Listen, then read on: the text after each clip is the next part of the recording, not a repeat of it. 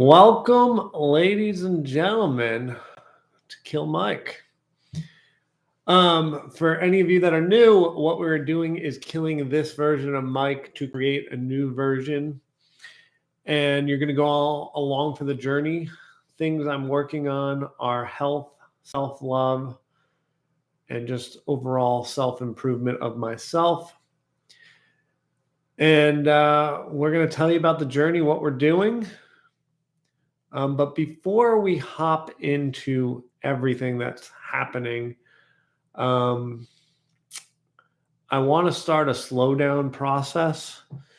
We're always running a million miles an hour. So I'd like to slow things down and come back into our body. So what we're going to do, I'm going to close the door so we have some privacy here. We're going to breathe in for 10 seconds and then out for 10 seconds. And we're going to do 5 reps of this. And then we'll see where we're at and then get going. All right, ready? So close your eyes. 10 inhale, 10 exhale, 5 sets of that.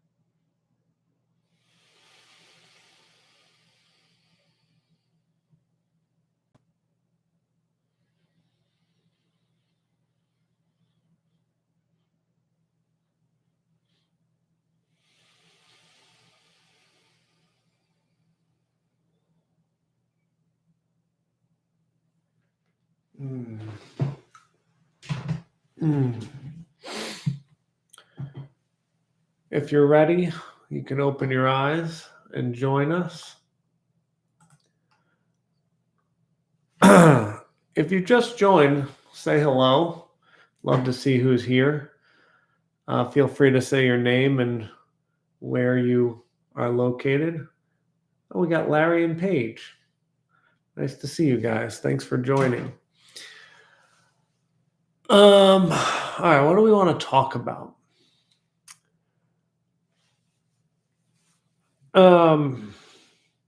So I just did insight seminars for 5 days and I didn't really get to work out. And I've really been trying to work on my fitness, lose some weight, get in shape. And also we're trying to be easy on myself. So first workout back was pickleball, which was very, very gentle. So that was a nice segment back into working out.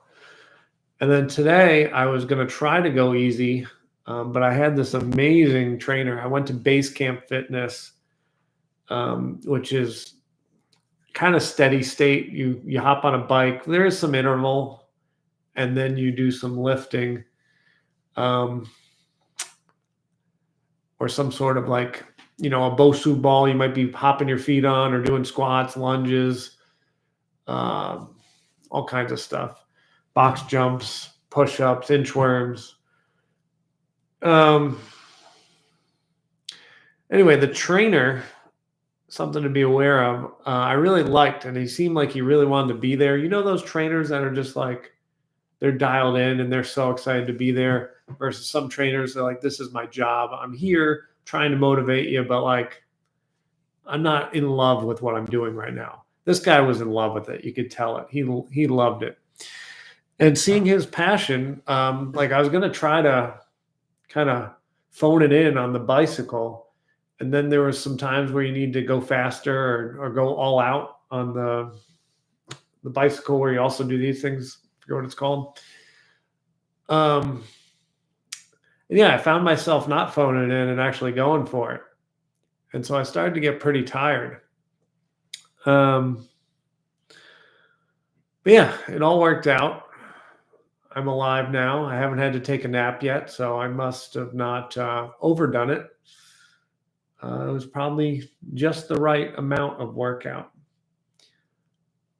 If you just joined, got some more people live. Feel free to say your name and where you're located. Larry and Paige are still here, and we got one more. Love it.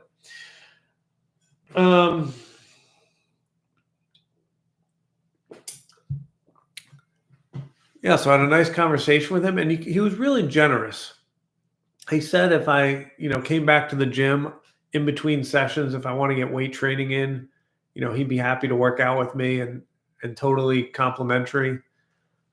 So you could just see he loved it. And he talked to me. He's like, "What are you doing?" I'm like, "I'm trying to get in the best shape of my life." He's like, "I'm in. Let's do it."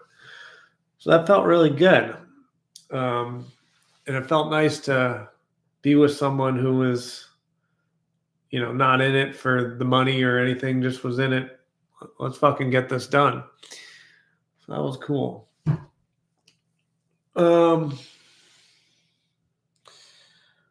So much to talk about. So I got a new affirmation. Share my sheet.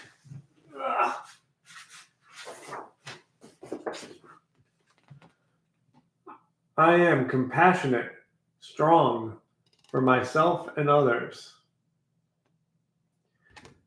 My commitment to the self-improvement workshop, Insight seminars I just did the last 5 days, I'm supposed to say that. I am compassionate, strong for myself and others. I'm supposed to say that 100 times a day for, I think, 33 days without changing a single word. And they even gave me a little tracker so I can count it. Check that out.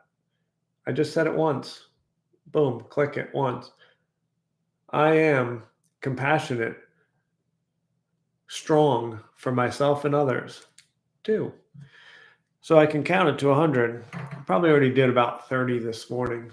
So we're getting there.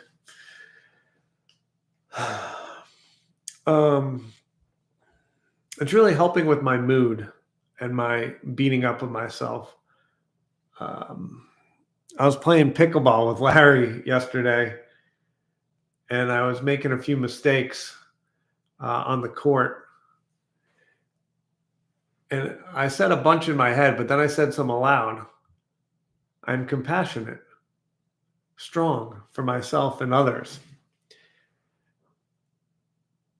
And that side of me that beats myself up for making mistakes, it went away, and I didn't want to beat myself up. And it was okay.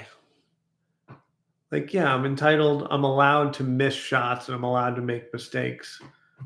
There's no such thing as a perfect game. And I'm always going to strive. Granted, yesterday was a very casual game. But I still think there's something to be said about, in a casual game, can you perform at your highest level? I think that's an important trait that I haven't embodied for a long time. And I don't want to make it wrong or right when I decide to not play at my highest level. But I think there's something admirable about, it's a good habit to start getting the intention of, let me do the right form, let me try to get the right structure. Because I think that breeds into everything that you're doing all day. It's like, how am I going to show up for this right now? Am I going to be at my peak? Am I going to give you everything? Am I present for this? Um, yeah, so I don't think I did that at pickleball. I think there was maybe my conditioning was preventing it because I did realize probably about 20 minutes in, my body was not at where it was when we first started. Like I felt like it could move. Like when I was at 100%, it was really moving exactly how I wanted it to. And even though, probably for the rest of the day, I was at 80%, or maybe it was even coming down a little bit more. Like I could feel that it wasn't the same as when we first started the first 20 minutes. Um, yeah, so just something to be aware of for me. Um, I think there's some work to be done in terms of building out some more stamina for myself. Um, yeah. For those folks that are live and here, I'd love to hear, what you guys are working on, and if I have something to offer, and if you're available to hear what I have to say, feel free to offer it, and then also say, "Hey, I'm working on this," and also include, "Are you willing to have me say something about it, or do you just want to share and not have anything to say about it?" Which is both sides are perfectly fine. Um, I welcome both.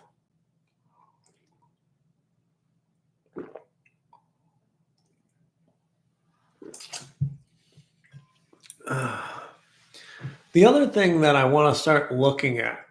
Um, so in this seminar, um, on the first day, they didn't tell us when lunch was, and that drove me freaking nuts. I'm very structured. I like to know when I can eat. I don't like getting hungry. I like to plan out my day. This is what I'm doing. Um, so maybe looking at that, one of my buddy Scotty brought up yesterday. He's like, if you ever want to talk about the structure thing, there might be enhancements to it. And that sounds interesting because I think some of that structure, I love it, but also it can be limiting. Like it prevents me from, uh, maybe listening to my body and doing the thing that I actually want to do or the thing that will serve me. All right. So Paige says, "I'm working on my confidence, being more visible and believing in myself." Mm, cool. That's such a fun thing to be working on. Hmm. I find it like I've been in the self-improvement space for over 11 years. And like I think it's almost like every time when someone's working on their confidence, like those are always the people that should be the most confident because they have that insecurity around confidence. They like work so hard to be so good at certain things or many things that like anyone else looking at them just sees them like so bright and so shining, and they just don't see it for themselves, and since they don't see it, they just work so hard on it. um, yeah, so I'm thinking about like the last 11 years of coaching, like all these people that weren't confident, and you're just like, I remember coaching them thinking like, I can't believe this person's not confident. Like it's so crazy. They're so amazing. Anyway, Larry, you have anything to share about what you're working on, or mm,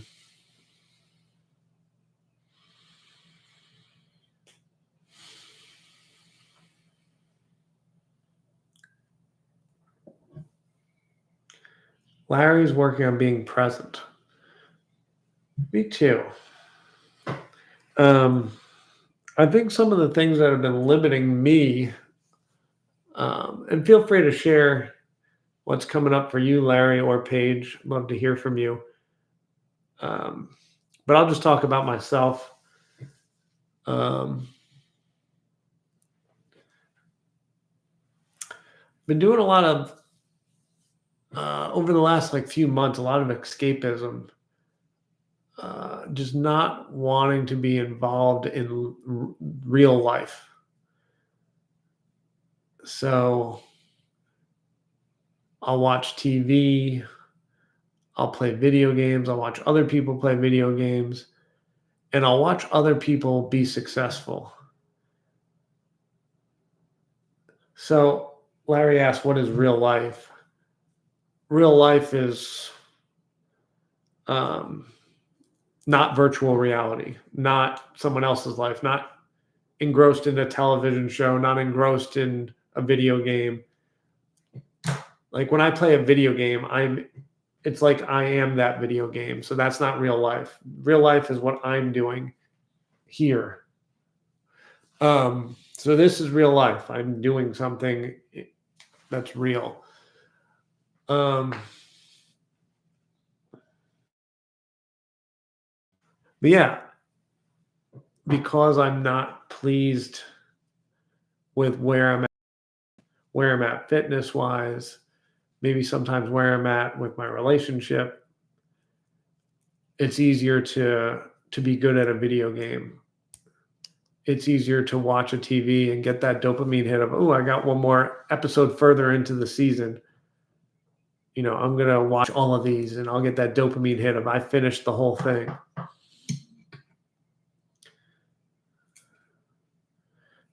All right. So Larry says, I'm focusing on being where I am and not being distracted by all the noise in my mind.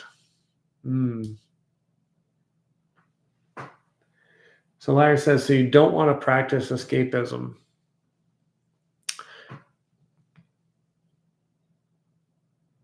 Not really.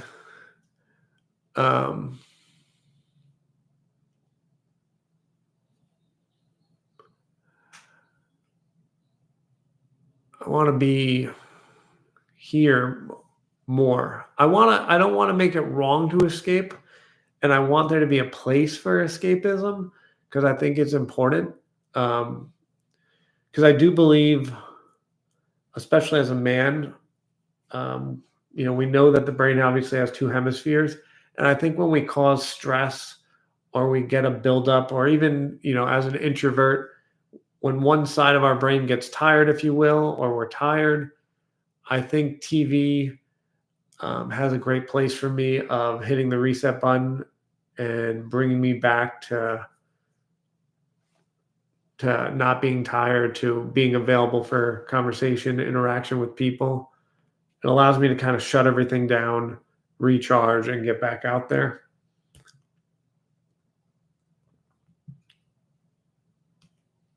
So why should we listen to you? Is this not real life for your viewers? That's a great question. I think folks should listen to me if they can do it in a healthy way. Like if you're waiting for me to win so you can feel a win, which is great, like feel that. If I end up losing weight and getting in great shape and you hop on here and you're like, wow, I watch Mike every day or many days and now he got in shape. Celebrate that. But don't let my dream slow you down from your dreams. Because I don't think anyone's going to do this because these videos are not as long. But I was just watching someone who wanted to beat the world record in Super Metroid. It's a video game. He wanted to beat it faster than anyone's ever beaten it. And believe it or not, it's a wildly competitive, extremely competitive market. And so I was watching him almost every day practice. And sometimes he'd play for 8 hours at a time. And I never watched for that long, but sometimes I would sit there for like 2 hours at a time. And what was pretty incredible is he finally got the world record while I was at this self-improvement seminar. And I was so happy for him.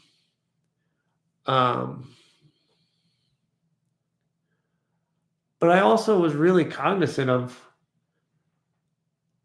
while I was just viewing his dream, I was not going after any of my dreams. And I was putting my life on hold.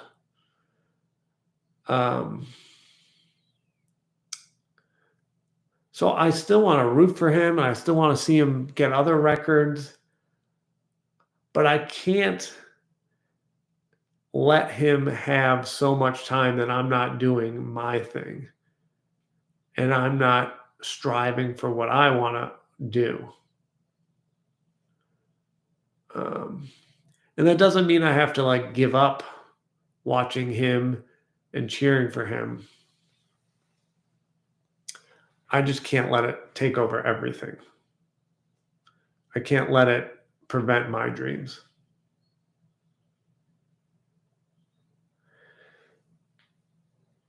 And so Larry also said, is this not real life for your viewers?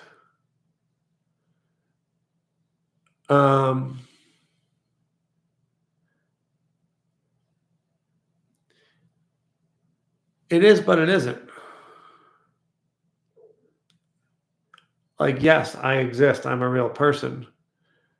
I think my only problem with what this is if you want to communicate with me, you've got to message it. So we can't really have a great like live dialogue on video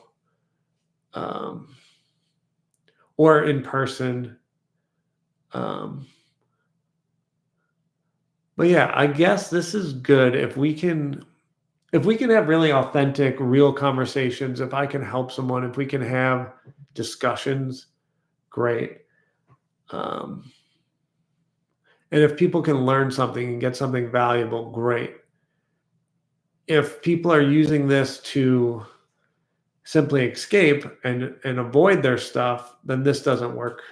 Then this is not my intention. I want people to hop on here for a bit, get something from it, feel motivated, share what they're trying to accomplish, share their update,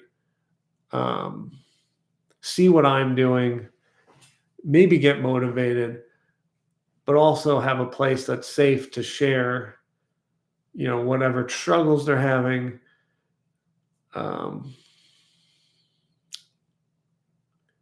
Yeah. So this is real, but it's gotta be healthy. And there will be times where it's not healthy, and that's okay. But I want everyone trying to find some balance in, watching other people do things versus them doing things.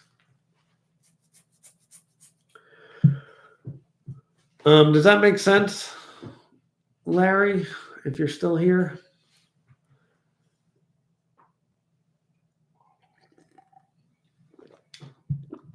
So Paige writes, what is healthy?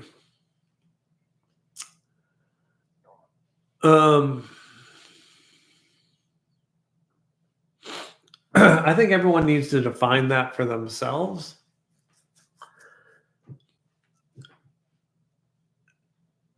But I think, like for me, I want to analyze what I'm doing at some point. And if every day I'm watching, 4 or 5 hours of television, 6 hours of television, playing a video game for 2 hours, that for me is not healthy. That's purely something I'm feeling I don't want to feel. And it's just like, I don't want to be here. I want to be not in reality. Because I can, I can watch other people do things like the TV show when they're doing something. It's like that is them walking, that is them moving, that is them doing something versus me. I'm laying on the couch. For me, that's not healthy. For me, I do believe our bodies are genuinely meant to be moving most of the day. Like, I think, like, we were never supposed to have desk jobs. We were never, like, this was not what our bodies were meant for. This sitting, like, it just not. And yeah. Sorry, I got off track a bit. But yeah, especially here in the US, like it's like we have to go to get our workout. Unless you're like a farmer that their day is their workout. Like a lot of the folks that are probably finding this are business professionals, executives. You sit at a desk, you sit all day. And we're meant to be moving.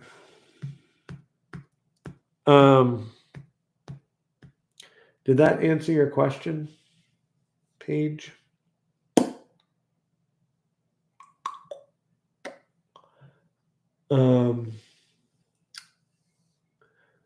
Yeah, if you just hopped on, feel free to say your name and what you're working on right now.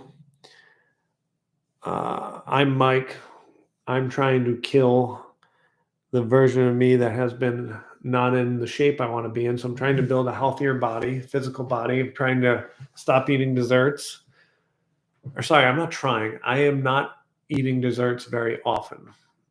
I'm allowing about once, twice a week. I am eating healthy. I am working out 5 to 7 times a week. I am walking 12,000 steps a day. And I'm being nice to myself. And I am saying, I am compassionate, strong for myself and others. Oh, this is cool. It doesn't reset. So the 2 I got earlier, now we're at 3. I'm compassionate, strong for myself and others. 4. I am compassionate, strong for myself and others. I am compassionate, strong for myself and others. So maybe you're wondering why I'm saying this affirmation over and over again. Oh, there's Larry's. Larry's affirmation. I am connecting and sharing boundless love, listening from my heart. Larry, since you're here, I probably never got to give you this feedback. But you had one of the most profound and helpful affirmation, or you had the most, you didn't even know you did this probably, but you really helped me. Like I was struggling through this whole seminar, and I remember I woke up in the middle of the night and I was so fucking angry. I was so angry. And I was cursing at our instructor, like, F you, Dale. Like, I'm so angry. Like, got to wake up early, got to go to this thing, not working out. It's hard to eat healthy. And I'm just like, I'm over it. I don't feel like I'm getting anything at this time. Like, why am I doing this? I'm exhausted. I go in there and I'm angry at everyone and I'm not being the best version of me, blah, blah, blah. Anyway, eventually, like a day later, I'm feeling better and I get some clarity that my affirmation, I'm compassionate, strong for myself and others. Oh, let's press the button. Is not the affirmation, it's not resonating in that moment. I have something different and better that I think resonates better. Anyway, I go in and I go to the instructor, and I'm not hating him as much this day. We've softened that. And I'm like, hey, Dale, can I change my affirmation? He says no. And, I'm learning to be less attached to things and outcomes and whatever, and just be there. And it is what it is. So anyway, he says it, and there's a little bit of disappointment. I'm also a little scared of him, and I'm not very conflicty. So I'm like, all right, we're just going to let this marinate and take it in. And also, I didn't want to argue with him. On the first day, he wrote trust. So I'm like, all right, we'll trust.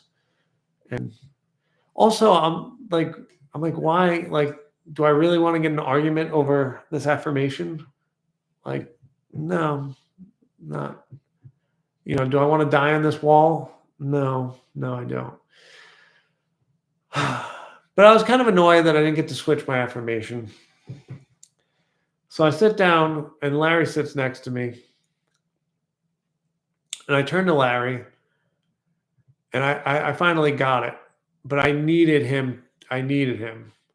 I go, Larry, the words of the affirmation don't matter, do they? He goes, no, they don't.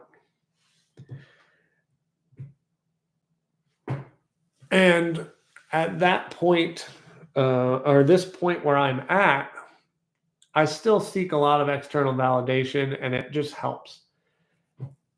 And when Larry said the words didn't matter, I instantly became free.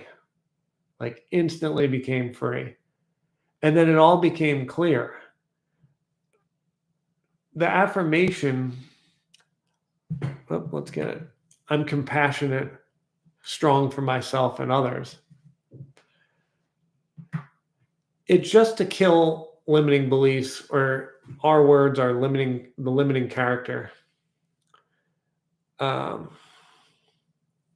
So lately, because life has been tough and life hasn't been the way I wanted it, I've started using language that is defeating.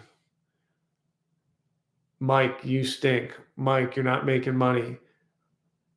Like, Mike, you're a bad partner to Paige. Mike, all these things. Or you're not good enough. You're not blah, blah, blah. You're not making enough money. You're not blah, blah, blah. And so all these things come up. And then when I say, I am compassionate, strong for myself and others, it's to start removing this negative talk.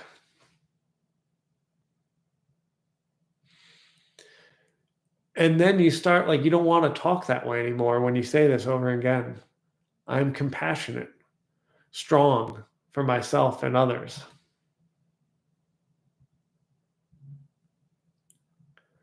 I'm compassionate, strong for myself and others. I'm compassionate, strong for myself and others.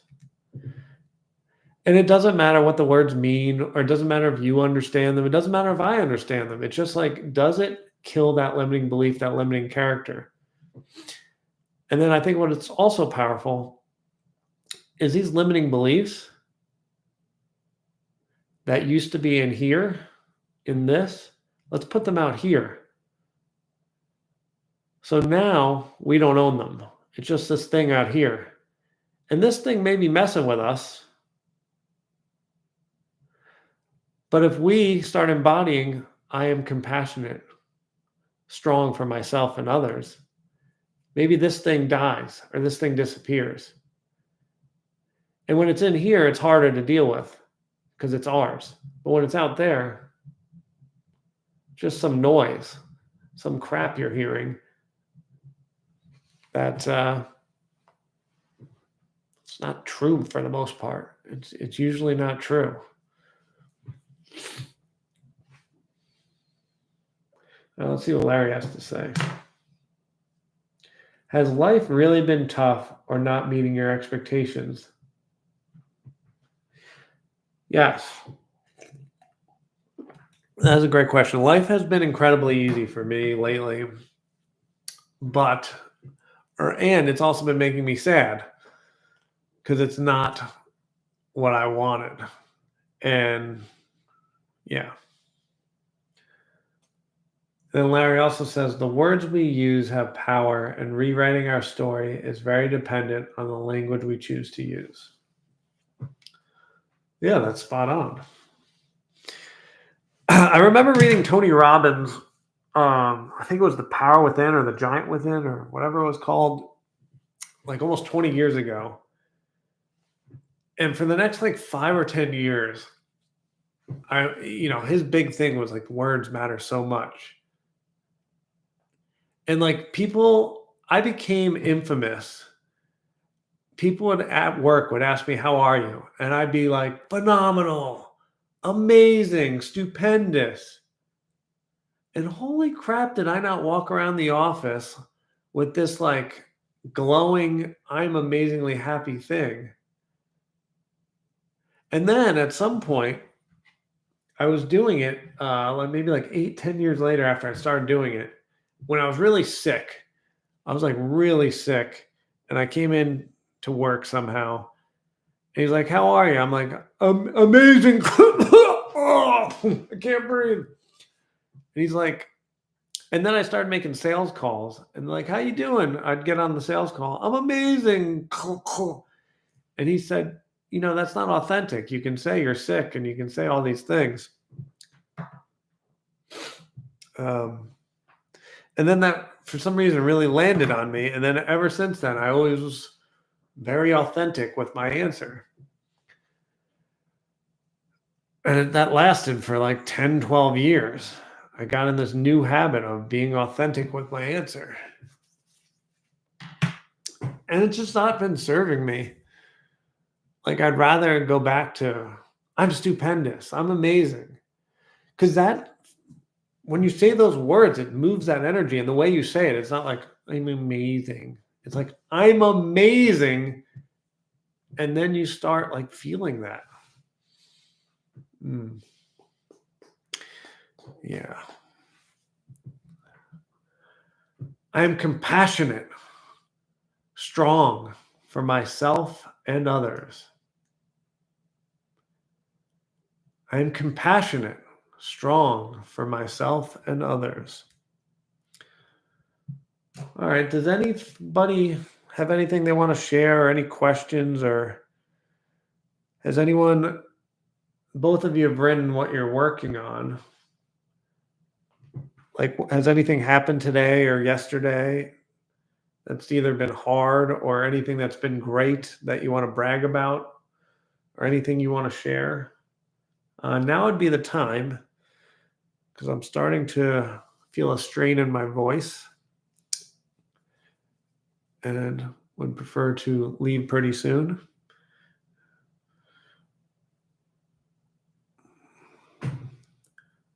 I am compassionate, strong for myself and others.